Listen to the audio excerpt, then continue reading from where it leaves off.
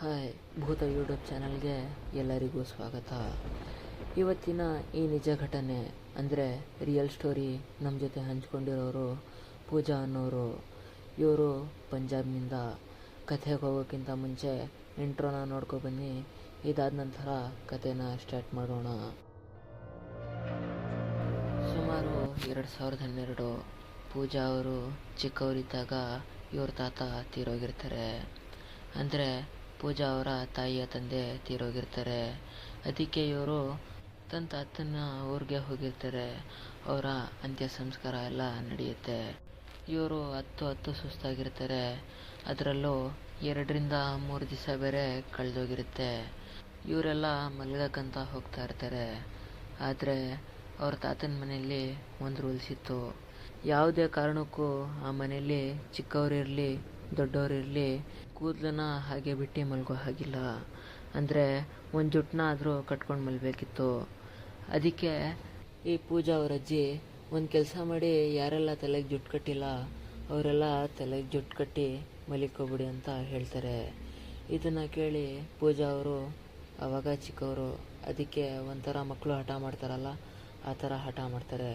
ನಾನು ತಲೆಗಿಲೆಗೇನೂ ಕಟ್ಟಲ್ಲ, ನಾನು ಜುಟ್ಟು ಗಿಟ್ಟೆಲ್ಲ ಕಟ್ಟಲ್ಲ ಅಂತ ಒಂಥರ ಮುಖನ ಮುನಿಸ್ಕೊಂಡು ಕೂತಿರ್ತಾರೆ. ಅದಕ್ಕೆ ಹೇಗೋ ಮಾಡಿ ಪೂಜಾ ಅವ್ರ ತಾಯಿ ತಲೆಗೆ ಜುಟ್ಟನ್ನ ಕಟ್ಟಿ ಅವ್ರನ್ನ ಮಲಗಿಸ್ತಾರೆ. ಸುಮಾರು 10-11 ಗಂಟೆ. ಇವರೆಲ್ಲ ಸುಸ್ತಾಗಿರೋ ಕಾರಣ ಎಲ್ಲರೂ ಗಾಢ ನಿದ್ರೆಯಲ್ಲಿ ಹೊಂಟೋಗೋರೆ. ಒಂದು ಕಡೆ ಪೂಜಾ ಅವ್ರ ತಾತನ ರೂಮ್ಗೆ ಚಿಲ್ಕ ಹಾಕೋರೆ. ಆ ರೂಮಲ್ಲಿ ಯಾರೂ ಇಲ್ಲ. ಆದರೆ ಪೂಜನ್ ಕಿವಿಗೆ ಒಂದು ಸೌಂಡ್ ಬೀಳುತ್ತೆ. ಆ ರೂಮ್ನ ಬಾಗಿಲು ಯಾರೋ ತಟ್ತಾ ಇರ್ತಾರೆ. ಖಟ್ ಖಟ್ ಖಟ್ ಖಟ್ ಖಟ್ ಖಟ್ ಖಟ್ ಖಟ್. ಇದನ್ನು ಕೇಳಿದ ತಕ್ಷಣ ಪೂಜಾ ಅವರು ಗಾಬರಿಯಾಗಿ ಆ ರೂಮ್ ಕಡೆ ನೋಡ್ತಾರೆ. ಯಾರೂ ಇರಲ್ಲ. ಸ್ವಲ್ಪ ಭಯ ಆದ ತಕ್ಷಣ ಪೂಜಾ ಅವರ ಅಮ್ಮನಿಗೆ ಮತ್ತು ಅಜ್ಜಿಗೆ ಎಬ್ಬಿಸ್ತಾರೆ. ಎಬ್ಬಿಸ್ಬಿಟ್ಟು, ಅಮ್ಮ ಇವಾಗ ತಾನೇ ನನಗೆ ನಿದ್ದೆ ಬಂತು, ಆದರೆ ತಾತನ ರೂಮ್ ಹತ್ರ ಯಾರೋ ಕಟ್ ಕಟ್ ಕಟ್ ಕಟ್ ಅಂತ ಈ ಬಾಗಿಲನ್ನು ಹೊಡಿತವ್ರೆ ಅಂತ ಹೇಳ್ತಾರೆ. ಇದನ್ನು ಕೇಳಿದ ತಕ್ಷಣ ಪೂಜಾ ಅವ್ರ ತಾಯಿ ಮತ್ತು ಪೂಜಾ ಅವರ ಅಜ್ಜಿ ಸ್ವಲ್ಪ ಗಾಬರಿ ಆಗ್ತಾರೆ. ನಿನಗೆ ನಿದ್ದೆಗಣ್ಣಲ್ಲಿ ಇವೆಲ್ಲ ಅನ್ಸಿರ್ಬೋದು, ಒಂದು ಕೆಲಸ ಮಾಡು, ಇವಾಗ ಮಲಿಕೋ, ಆಮೇಲೆ ಬೆಳಿಗ್ಗೆ ನೋಡೋಣ ಅಂತ ಹೇಳ್ಬಿಟ್ಟು ಮಲಿಕೋಬಿಡ್ತಾರೆ. ಆದರೆ ಒಂದೊಂದು ಮನೇಲಿ ಈ ಥರ ಫೀಲ್ ಆಗುತ್ತೆ. ಅಂದರೆ ತಿಥಿಗಿಂತ ಮುಂಚೆ 1-2-3 ದಿವಸ ಅವರೇನಾದರೂ ತೀರೋಗಿದ್ರೆ ಈ ಥರ ಒಂದೊಂದು ಸಲ ಫೀಲ್ ಆಗುತ್ತೆ. ಈ ಥರ ಯಾರಿಗಾದ್ರೂ ಫೀಲ್ ಆಗಿದ್ರೆ ಒಂದು ಕಮೆಂಟ್ ಮಾಡಿ. ಇದೆಲ್ಲ ಆದಮೇಲೆ ಈ ಕಟ್ ಕಟ್ ಸೌಂಡ್ ಎಲ್ಲ ಕೇಳಿದ್ಮೇಲೆ ಒಂಥರ ಗಾಬರಿಲಿ ಪೂಜಾ ಅವರು ಮಲಗ್ತಾ ಇರ್ತಾರೆ. ಆದರೆ ಇವ್ರಿಗೆ ನಿದ್ದೆನೇ ಬರ್ತಾ ಇರಲ್ಲ.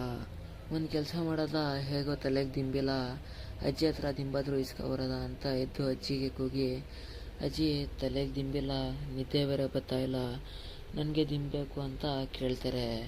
ಇದನ್ನು ಕೇಳಿದ ತಕ್ಷಣ ಅಜ್ಜಿ ಅವ್ರ ಮನೆಯಲ್ಲಿ ಎಲ್ಲ ಕಸಿನ್ಸ್ ಅವರು ದಿಮ್ನ ಯೂಸ್ ಮಾಡ್ಕೊತಾ ಇರ್ತಾರೆ. ಅಂದರೆ ತಲೆಗೆ ಹಾಕೊಂಡು ಮಲಗಿರ್ತಾರೆ. ಅದಕ್ಕೆ ಅಜ್ಜಿ, ದಿಮ್ಮಂತೂ ಇಲ್ಲ ಪಾಪು, ಒಂದು ಕೆಲಸ ಮಾಡು, ಇಲ್ಲೇ ಮೂಲೆಯಲ್ಲಿ ಬಟ್ಟೆ ಕಟ್ಟಿರೋ ಒಂದು ಗೋಣಿ ಚೀಲ ಐತೆ, ಅದನ್ನ ತಲೆಗೆ ಹಾಕೊಂಡು ಮಲಿಕು ಅಂತ ಹೇಳ್ತಾರೆ. ಇದನ್ನು ಕೇಳಿ 1-2-3 ನಿಮಿಷ ನಿಮ್ಮದೇ ದಿಮ್ ಕೊಡಿ, ಅದು ಇದು ಅಂತ ಹಠ ಮಾಡ್ತಾರೆ. ಆದರೆ ಅಜ್ಜಿ ಕೊಡ್ತಾ ಇರಲ್ಲ. ಇದನ್ನು ನೋಡಿ ಮುನಿಸ್ಕೊಂಡು ಹೋಗಿ ಆ ಮೂಲೆಯಲ್ಲಿರೋ ಗೋಣಿ ಚೀಲನ ಎತ್ಕೊಂಡು ಬಂದು ತನ್ನ ತಲೆಗೆ ದಿನ ಥರ ಯೂಸ್ ಮಾಡ್ಕೊತಾ ಇರ್ತಾರೆ. ಏನು ಮಲಗಿ 10-15 ನಿಮಿಷ ಆಗಿಲ್ಲ, ಇವ್ರ ತಲೆಗೆ ಒಂಥರ ಯಾರೋ ಅಮ್ಮಕ್ದಂಗೆ ಆಗುತ್ತೆ.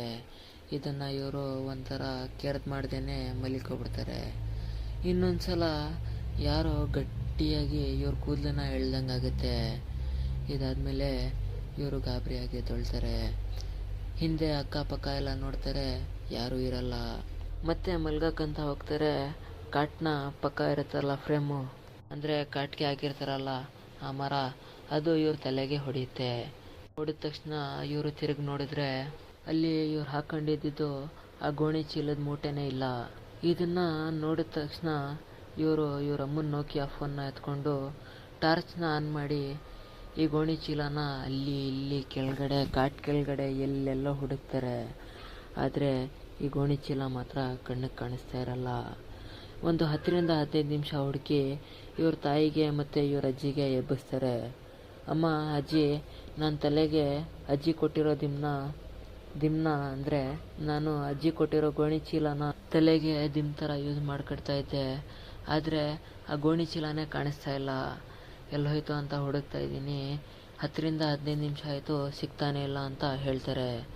ಅದಕ್ಕೆ ಇವ್ರ ತಾಯಿ ಮತ್ತು ಅಜ್ಜಿ ಇದ್ದಕ್ಕಿದ್ದಂಗೆ ಎಲ್ಲಿಗೆ ಹೋಗುತ್ತೆ ಅಂತ ಇವರು ಸಹ ಹುಡ್ಕಕ್ಕೆ ಸ್ಟಾರ್ಟ್ ಮಾಡಿರ್ತಾರೆ. ಇವರು 10-15 ನಿಮಿಷ ಅಲ್ಲೇ ಹುಡುಕ್ತಾ ಇರ್ತಾರೆ, ಸಿಗ್ತಾನೆ ಇರಲ್ಲ. ಇವ್ರ ತಾತನ ಸೆಲ್ಫು ಅಂದರೆ ಇವ್ರ ತಾತನ ಕನ್ನಡಕ, ಅವರು ಯೂಸ್ ಮಾಡೋ ಲಾಠಿ, ಅದು ಇದು ಎಲ್ಲ ಮಡಗಿರೋ ಒಂದು ಶೆಲ್ಫ್ ಇರುತ್ತೆ. ಅಲ್ಲಿಗೆ ಪೂಜಾ ಅವರು ಟಾರ್ಚ್ನ ಹೊಡಿತಾರೆ. ಅಂದರೆ ಪೂಜಾ ಅವರು ಆ ಕಡೆ ಟಾರ್ಚ್ನ ಮಾಡ್ತಾರೆ. ಅಲ್ಲಿ ನೋಡಿದರೆ ಒಂಥರ ನೀಟಾಗಿ ಜೋಡಿಸೋ ಥರ ಇವರ ಚೀಲ ಇರುತ್ತೆ. ಇದನ್ನು ನೋಡಿದ ತಕ್ಷಣ ಪೂಜಾ ಅವರು ಅವ್ರ ಅಮ್ಮನಿಗೆ, ಅಮ್ಮ ಅಲ್ಲಿ ನೋಡಮ್ಮ, ತಲೆಗೆ ಹಾಕ್ಕೊಂಡಿದ್ದ ಮೂಟೆ ತಾತನ ಶೆಲ್ಫ್ ಹತ್ರ ಬಿದ್ದೈತೆ ನೋಡು ಅಂತ ಹೇಳ್ತಾರೆ. ಇದನ್ನು ಕೇಳಿದ ತಕ್ಷಣ ಪೂಜಾ ಅವ್ರ ತಾಯಿ, ನಿನಗೇನೆ ಬಂದಿದ್ದು ಹುಚ್ಚರೋಗ, ಅಲ್ಲಿ ಮಡಗ್ಬಿಟ್ಟು ಇಲ್ಲೆಲ್ಲ ಹುಡುಗಿಸ್ತಾ ಇದೆಯಲ್ಲ ಅಂತ ಹೇಳ್ತಾರೆ.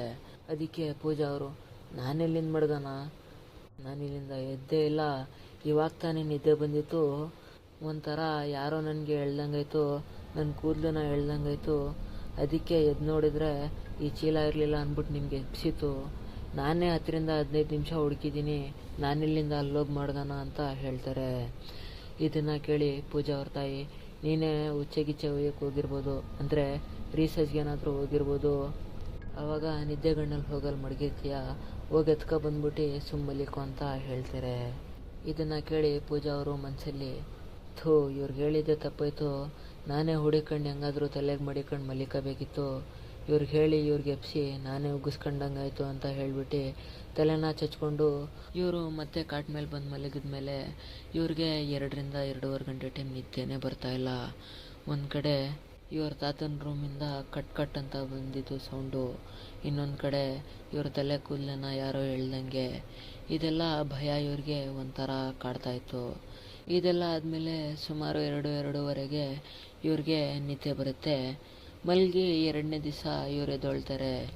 ಇವರ ಕಸಿನ್ಸ್ ಎಲ್ಲ ಹೋಗ್ತಾ ಇರ್ತಾರೆ. ಆದರೆ ಪೂಜಾ ಅವ್ರ ತಾಯಿ, ತಿಥಿ ಆಗೋ ಗಂಟ ಅಮ್ಮನ್ನ ಒಬ್ಬರೇ ಬಿಟ್ಟು ಹೋಗೋದು ಬೇಡ, ಇಲ್ಲೇ ತಿಥಿ ಆಗೋ ಗಂಟ 12-13 ದಿವಸ ಇರೋದ ಅಂತ ತನ್ನ ತಾಯಿ ಮನೆಯಲ್ಲೇ ಇರ್ತಾರೆ. ನಾರ್ಮಲಿ ಇವ್ರ ಕಸಿನ್ಸ್ ಎಲ್ಲ ಹೊರಟೋಗ್ತಾರೆ. ಇದಾದಮೇಲೆ ರಾತ್ರಿ ಕೂಡ ಆಗುತ್ತೆ. ಇದಾದಮೇಲೆ ಎಕ್ಸಾಕ್ಟು ನಿನ್ನೆ ಯಾವ ಟೈಮ್ಗೆ ಇವ್ರ ತಲೆ ಕೂದಲನ್ನ ಎಳಿತಾರೋ ಅದೇ ಟೈಮ್ಗೆ ಇವತ್ತು ಇನ್ನೂ ಜೋರಾಗಿ ಎಳಿತಾ ಇರ್ತಾರೆ. ಅದಕ್ಕೆ ಇವರು ಹೇಗಾದರೂ ಬಿಡಿಸಿ, ಯಾರೋ ಇವೆಲ್ಲ ಮಾಡ್ತಾ ಇರೋದು, ನನ್ನ ಕೈಲಿ ಐತಾ ಇಲ್ಲ ಅಂತ ಎದ್ಬಿಟ್ಟು ಹಿಂದೆ ನೋಡ್ತಾರೆ. ಯಾರೂ ಇರಲ್ಲ. ಕೆಳಗಡೆ ನೋಡ್ತಾರೆ, ಇವ್ರ ಗೋಣಿ ಚೀಲನೂ ಇರಲ್ಲ. ಯಾರೋ ಇವ್ರ ತಲೆ ಹೊಡಿತಾರೆ. ಹೊಡೆದ ತಕ್ಷಣ ಇವರು ಆ ಕಾಟ್ ಮೇಲೆ ಬಿದ್ದೋಯ್ತಾರೆ. ಅದಕ್ಕೆ ಯಾರೋ ಹೊಡಿತಾರಲ್ಲ ಅಂದ್ಬಿಟ್ಟು ಫ್ಲ್ಯಾಶ್ ಲೈಟ್ನ ಆನ್ ಮಾಡ್ತಾರೆ. ಆನ್ ಮಾಡಿ ಅಲ್ಲಿ ಇಲ್ಲಿ ಎಲ್ಲ ಹುಡುಕ್ತಾರೆ, ಯಾರೂ ಕಾಣಿಸ್ತಾ ಇರಲ್ಲ. ಸರಿ, ಯಾರೂ ಕಾಣಿಸ್ತಾ ಇಲ್ವಲ್ಲ ಅಂದ್ಬಿಟ್ಟು ಇವರು ನೆನ್ನೆ ಥರ ಗೋಣಿ ಚೀಲನ ಇವತ್ತು ಸಹ ಹುಡುಕ್ತಾರೆ. ಅವ್ರ ತಾತನ ಶೆಲ್ಫ್ ಹತ್ರ ನೋಡ್ತಾರೆ, ಅಲ್ಲೂ ಇರಲ್ಲ.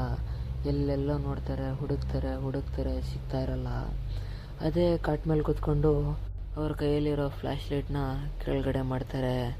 ಅಂದರೆ ಅವರ ಕಾಟ್ ಕೆಳಗಡೆ ನೋಡೋದ ಅಂತ ನೋಡ್ತಾರೆ. ನೋಡಿದ್ರೆ ಅಲ್ಲೊಂದು ಭಯಾನಕ ಮತ್ತು ವಿಚಿತ್ರ ದೃಶ್ಯ. ಅದೇನೆಂದರೆ, ಇವರು ಫ್ಲ್ಯಾಶ್ ಲೈಟ್ನ ಕೆಳಗಡೆ ಮಾಡಿದ ತಕ್ಷಣ ಅಲ್ಲಿ ಆ ಕಾಟ್ ಕೆಳಗಡೆ ಇವ್ರ ತಾತ ಬಾಯಿನ ತಕ್ಕೊಂಡು ಮಲಗವ್ರೆ.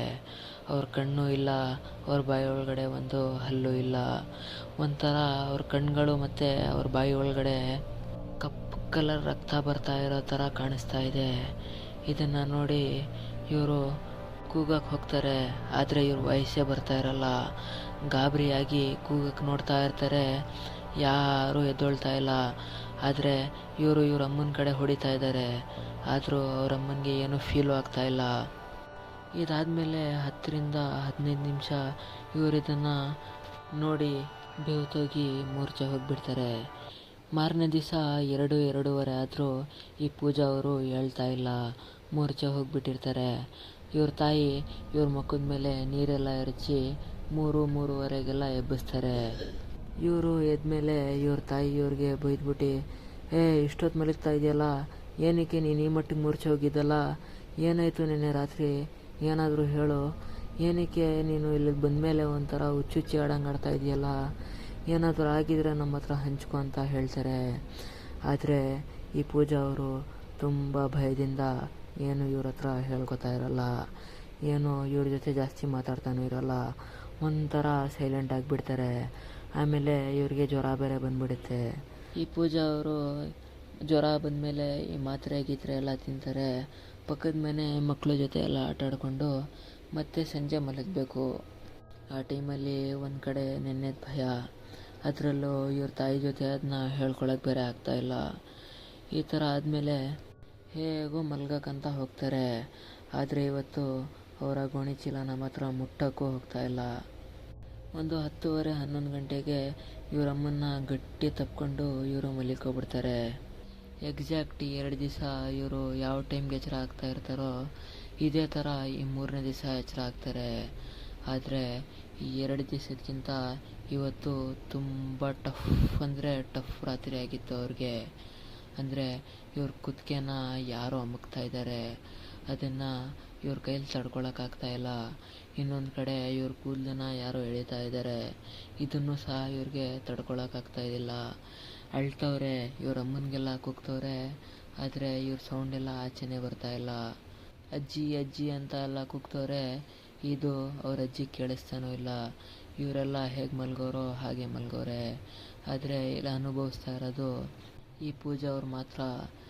ಲಾಸ್ಟು ಇವ್ರ ಕೈಯಲ್ಲಿ ತಡ್ಕೊಳಕ್ಕಾಗದೆ ಇವರು ಮತ್ತೆ ಮೂರ್ಛೆ ಹೋಗ್ಬಿಡ್ತಾರೆ. ನಿಂತ್ಕೊಳ್ಳಿ, ಯಾರೂ ವಿಡಿಯೋ ಕಟ್ ಮಾಡಿಬಿಡಿ. ಇದಾದ್ಮೇಲೆ ಇಂಟ್ರೆಸ್ಟಿಂಗ್ ಇರೋದಂದರೆ, ನೀವೆಲ್ಲ ಅನ್ಕೋತಿರ್ಬೋದು ಇವನೇನು ಬರೀ ಹೇಳ್ತಾವನಲ್ಲ ಅಂತ. ಆದರೆ ಇದಾದಮೇಲೆ ಪೂಜಾ ಅವ್ರ ತಾಯಿ ಎದ್ದು ಪೂಜನ್ನ ಹುಡುಕ್ತಾರೆ. ಪೂಜಾ ಪಕ್ಕಾನು ಮಲಗಿಲ್ಲ. ಪೂಜಾ ಅವ್ರ ಅಜ್ಜಿ ಮತ್ತು ಪೂಜಾ ಅವರೆಲ್ಲ ಎಲ್ಲರೂ ಸೇರಿ ಮನೆ ಒಳಗಡೆ ಎಲ್ಲ ಹುಡುಕ್ತಾರೆ. ಆದರೆ ಪೂಜಾ ಮನೆ ಒಳಗಡೆನೂ ಇಲ್ಲ. ಆದರೆ ಪೂಜಾ ಎಲ್ಲಿಗೆ ಹೋದ್ಲು? ಇದಾದಮೇಲೆ ಹೊರಗಡೆ ಬರ್ತಾರೆ. ಇವರು ಅಕ್ಕಪಕ್ಕ ಎಲ್ಲ ಸುದ್ದಿ ಹರಡ್ಬಿಡುತ್ತೆ. ಇದಾದಮೇಲೆ ಇವ್ರ ಹಳ್ಳಿಯವರೆಲ್ಲ ಹುಡ್ಕಕ್ಕಂತ ಹೊರಡ್ತಾರೆ. ಎಲ್ಲರೂ ಹುಡ್ಕಕ್ಕೆ ಹೋಗ್ತಾರೆ. ಇದಾದಮೇಲೆ ಒಂದು ಕೆಲಸ ಮಾಡೋದ, ಈ ಪೂಜಾ ಅವ್ರ ತಾತನ ಗದ್ದೆಯಲ್ಲಿ ಏನಾದರೂ ಇವಳು ಹೋಗಿರ್ಬೋದು ನಿದ್ದೆಗಣ್ಣಲ್ಲಿ. ಒಂದು ಕೆಲಸ ಮಾಡೋದ, ಅಲ್ಲಿ ಹೋಗಿ ಹುಡ್ಕದ ಅಂತ ಗದ್ದೆ ಒಳಗಡೆ ಇಬ್ಬರು ಹೋಗ್ತಾರೆ. ಹೋಗ್ಬಿಟ್ಟು ಹುಡುಕ್ತಾ ಇರ್ತಾರೆ, ಯಾರೂ ಸಿಗ್ತಾ ಇರಲ್ಲ. ಆದರೆ ಆ ಗದ್ದೆಯಲ್ಲಿ ಮುಂದೆ ಒಂದು ಅರಳಿ ಮರ ಇತ್ತು. ಆ ಅರಳಿ ಮರದ ಕೆಳಗಡೆನೆ ಪೂಜಾ ಅವ್ರ ತಾತನ್ನ ಸುಟ್ಟಿದ್ದಿತ್ತು. ಅಲ್ಲಿ ಪೂಜಾ ಕೆಳಗಡೆ ಕೂತವಳೆ. ಒಂಥರ ಕೂದಲೆಲ್ಲ ಬಿಟ್ಕೊಂಡು ಕಾಲ ಮೇಲೆ ಕೈ ಮಾಡಿಕೊಂಡು ಆರಾಮಾಗಿ ಅವ್ರ ತಾತ ಆ ಅರಳಿ ಮರದ ಕೆಳಗಡೆ ಹೇಗೆ ಕೂತ್ಕೋತಾ ಇದ್ರು ಅದೇ ಥರ ಸೇಮ್ ಟು ಸೇಮ್ ಕೂತಿರ್ತಾಳೆ. ಇದನ್ನು ನೋಡಿ ಅವರಿಬ್ಬರು ಅವಳ ಮುಂದೆ ಹೋಗ್ತಾ ಇರಲ್ಲ. ಪೂಜಾ ಅವ್ರ ತಾಯಿನ ಮತ್ತು ಅವ್ರ ಅಜ್ಜಿನ ಫೋನ್ ಮಾಡಿ ಅಲ್ಲಿಗೆ ಕರೀತಾರೆ. ಇವ್ರ ಜೊತೆ ಇನ್ನೂ 5-6 ಜನ ಸಹ ಅಲ್ಲಿಗೆ ಬರ್ತಾರೆ. ಇದನ್ನು ನೋಡಿದ ತಕ್ಷಣ ಪೂಜಾ ಅವ್ರ ತಾಯಿ ಪೂಜನ ಹತ್ರ ಓಡ್ ಹೋಗೋಕೆ ನೋಡ್ತಾರೆ. ಅದಕ್ಕೆ ಪೂಜಾ ಅವ್ರ ಅಜ್ಜಿ, ಇದು ಓಡೋಗೋ ಸಮಯ ಎಲ್ಲ, ಒಂದು 10 ನಿಮಿಷ ಇರು, ಇದಾದಮೇಲೆ ನೀನೇ ನೋಡುವಂತೆ ಅಂತ ಹೇಳ್ತಾರೆ. ಇದನ್ನು ಕೇಳಿ ಪೂಜಾ ಅವ್ರ ತಾಯಿ, ಅದೇನು ಮಾಡ್ತಿರೋ ಬೇಗ ಮಾಡಿ ಅಮ್ಮ, ನನ್ನ ಕೈಯಲ್ಲಂತೂ ತಡ್ಕೊಳಕ್ಕಾಗ್ತಾಯಿಲ್ಲ, ನನ್ನ ಮಗಳು ನೋಡಿ ಒಂಥರ ಕೂತವಳಲ್ಲ, ಇಲ್ಗಂಟ ಪೂಜಾ ಈ ಥರ ಯಾವತ್ತೂ ಆಡಿಲ್ಲ, ಈ ಊರಿಗೆ ಬಂದ ಮೇಲೇ ಈ ಥರ ಆಡ್ತಾ ಇರೋದು, ನನ್ನ ಕೈಯಲ್ಲಂತೂ ತಡ್ಕೊಳಕ್ಕಾಗ್ತಾಯಿಲ್ಲ ಅಂತ ಗೊಳೋ ಅಂತ ಅಳ್ತಾ ಇರ್ತಾರೆ. ಯಾರಪ್ಪ ನೀನು, ಇವಳು ಮೈ ಮೇಲೆ ಬಂದಿರೋದು, ಇದೇನಕ್ಕೆ ಈ ಥರ ನಮಗೆ ಸತಾಯಿಸ್ತಾ ಇದ್ದೀರಾ, ಇಲ್ಗಂಟ ನಮ್ಮ ಪೂಜಾ ಈ ಥರ ಆಡಲಿಲ್ಲ, ಮೊಮ್ಮಗಳೇ ಬಾ ಅಲ್ಲಿಂದ ಎದ್ದು ಅಂತ ಹೇಳ್ತಾರೆ. ಇದನ್ನು ಕೇಳಿ ಕಾಲ ಮೇಲೆ ಕಾಲು ಹಾಕ್ಕೊಂಡು ಪೂಜಾ ತಿರುಗಿ ಕೂತ್ಕೊಬಿಡ್ತಾಳೆ. ಆದರೆ ಯಾರ ಜೊತೆನೂ ಮಾತಾಡ್ತಾ ಇರಲ್ಲ. ಪೂಜಾ ಮಾತಾಡು ಅಂತ ಅವರಮ್ಮ 2-3 ಸಲ ಕೇಳಾದ್ಮೇಲೆ ಅವಳ ವಯಸ್ಸೇ ಚೇಂಜ್ ಆಗಿಬಿಟ್ಟಿರುತ್ತೆ. ಪೂಜಾ ಇದನ್ನು ಹೇಳ್ತಾಳೆ, ಏನಕ್ಕೆ ಯಾವತ್ತೂ ಇಲ್ಲೇ ಇರೋದು ಇವತ್ತು, ನಾನು ಕಣೆ ನಿಮ್ಮಪ್ಪ, ನೀನೇನಕ್ಕೆ ನಂಗೆ ನೋಡಿ ಈ ಥರ ಎದುರುತ್ತಾ ಇದೀಯಾ, ನೀನೇನಕ್ಕೆ ಅಳ್ತಾ ಇದೀಯಾ, ಈ ಥರ ಎಲ್ಲ ಆಡಬೇಡ ಅಂತ ಹೇಳ್ತಾಳೆ. ಆದರೆ ಪೂಜಾ ಅವ್ರ ತಾಯಿ ಏನೂ ಮಾತಾಡ್ತಾ ಇರಲ್ಲ. ಆದರೆ ಪೂಜಾ ಅವ್ರ ಅಜ್ಜಿ ಮುಂದೆ ಬಂದು, ನಿನಗೆ ಏನು ಬೇಕು ಅದನ್ನ ಕೇಳು, ನಿನ್ನ ಮನುಷ್ಯರಾದರೂ ನೋಯ್ಸೋರ, ಏನಾದರೂ ನೀನು ನಮ್ಮ ಹತ್ರ ಹೇಳ್ಕೊಬೇಕಾ ಅಂತ 2-3 ಸಲ ಕೇಳ್ತಾರೆ. ಇದನ್ನು ಕೇಳಿ ಆಪೋಸಿಟಿಂದ ಒಂದು ವಾಯ್ಸ್ ಬರುತ್ತೆ. ನನಗೆ ನೀವು ಬರೀ ಸುಟ್ಬಿಟ್ಟು ಇಲ್ಲಿಂದ ಹೊರಟೋದ್ರಿ, ನನ್ನ ಕಡೆ ತಿರುಗು ನೋಡ್ತಾ ಇರಲಿಲ್ಲ. ಅದಕ್ಕೆ ನಾನು ಇವಳ ಮೈ ಮೇಲೆ ಬಂದ್ಬಿಟ್ಟು ಇವಳನ್ನ ಕಾಡ್ತಾ ಇದ್ದಿದ್ದು ಅಂತ ಹೇಳ್ತಾರೆ. ಅದಕ್ಕೆ ನಾವೇನು ಮಾಡಬೇಕು, ಸರಿ ನಾವು ಬರಲಿಲ್ಲ ತಪ್ಪಾಯಿತು ಅಂತ ಅವ್ರ ಹತ್ರ ಕ್ಷಮೆ ಕೇಳ್ತಾಳೆ. ಸರಿ, ನನಗೇನು ಬೇಕು ಇವಾಗ ಹೇಳ್ತೀನಿ ಕೇಳಿ. ಈ ಜಾಗನ ನೀವು ಯಾವಾಗಲೂ ನೀಟಾಗಿ ಮಡಗಬೇಕು. ಸರಿ ಆಯಿತು ಅಂತ ಇವರು 1-2 ಗಂಟೆ ಟೈಮು ಅಲ್ಲೇ ನಿಂತ್ಕೊಂಡಿರ್ತಾರೆ. ಮುಂಜಾನೆ 5:30 6 ಗಂಟೆ ಆಗ್ತಾ ಬತ್ತು. ಆದರೆ ಈ ಪೂಜಾ ಆ ಮರದ ಹತ್ರ ಎದ್ದು ಈ ಕಡೆ ಬರ್ತಾನೆ ಇಲ್ಲ. ಅದಕ್ಕೆ ಸರಿ, ನೀವು ಹೇಳ್ದಂಗೆಲ್ಲ ನಾವು ಒಪ್ಕೊಂಡಿದ್ದೀವಲ್ಲ, ಆ ಪೂಜೆನ ಬಿಟ್ಬಿಟ್ಟೀಗ ಹೊರಟೋಗ್ಬಿಡಿ ಅಂತ ಹೇಳ್ತಾರೆ. ಇದನ್ನು ಕೇಳಿ ಇನ್ನೂ ಒಂದು 10 ನಿಮಿಷ ಅಲ್ಲೇ ಇರಿ, ಯಾರೂ ಬರಬೇಡಿ, ನಾನು ಇವಳಿಗೆ ಬಿಟ್ಟು ಹೋಗ್ತಾ ಇದ್ದೀನಿ ಅಂತ ಹೇಳ್ತಾರೆ. ಇದನ್ನು ಕೇಳಿ ಅರ್ಧ ಗಂಟೆ ಇವರು ಇಲ್ಲೇ ನಿಂತ್ಕೊಂಡಿರ್ತಾರೆ. ಅದಾದಮೇಲೆ ಪೂಜಾ ಮತ್ತೆ ಮೂರ್ಛೆ ಹೋಗಿ ಬಿದ್ದುಬಿಡ್ತಾರೆ. ಮೂರ್ಛೆ ಹೋಗಿ ಬಿದ್ದ ತಕ್ಷಣ ಪೂಜಾ ಅವ್ರ ತಾಯಿ ಪೂಜನ ಹೋಗಿ ಎತ್ಕೊಂಡು ಮನೆಗೆ ಕರ್ಕೊಂಡು ಬರ್ತಾರೆ. ಇದಾದಮೇಲೆ ಕೆಲವು ಪೂಜಾರಿಗಳಿಗೆ, ಡಾಕ್ಟ್ರುಗಳಿಗೆ ಎಲ್ಲರಿಗೂ ತೋರಿಸ್ತಾರೆ. ಆದರೆ ಪೂಜಾ ನಾರ್ಮಲ್ ಆಗಿದ್ರು. ಇವ್ರ ಮೈ ಮೇಲೆ ಯಾವುದೇ ಭೂತಾನೂ ಇರಲಿಲ್ಲ, ಇವ್ರಿಗೆ ಯಾವುದೇ ಹುಚ್ಚು ಹಿಡ್ದಿರಲಿಲ್ಲ, ಏನೂ ಆಗಿರಲಿಲ್ಲ. ಅವತ್ತು ರಾತ್ರಿ ಏನಾಯಿತು, 2-3 ದಿವಸ ಏನಕ್ಕೆ ಈ ಥರ ಪೂಜಾ ಆಡಿದ್ರು, ಇದು ಯಾರಿಗೂ ಗೊತ್ತಿಲ್ಲ. ಈ ಕಥೆನ ಯಾರೂ ಕೂಡ ಎಕ್ಸ್ಪ್ಲೇನ್ ಕೂಡ ಮಾಡೋಕ್ಕಾಗ್ತಾ ಇರಲಿಲ್ಲ. ಇದನ್ನು ಪೂಜಾ ಅವರು ಮುಂದೆ ಬಂದು ಹೇಳಿದ್ದಕ್ಕೆ ಪೂಜಾ ಅವ್ರಿಗೆ ಧನ್ಯವಾದಗಳು. ಮತ್ತೊಂದು ಇದೇ ಥರ ನಿಜ ಘಟನೆನ ತಗೊಂಡು ಬರ್ತೀನಿ. ಧನ್ಯವಾದಗಳೊಂದಿಗೆ ಇಂತಿ ನಿಮ್ಮ ಭೂತ.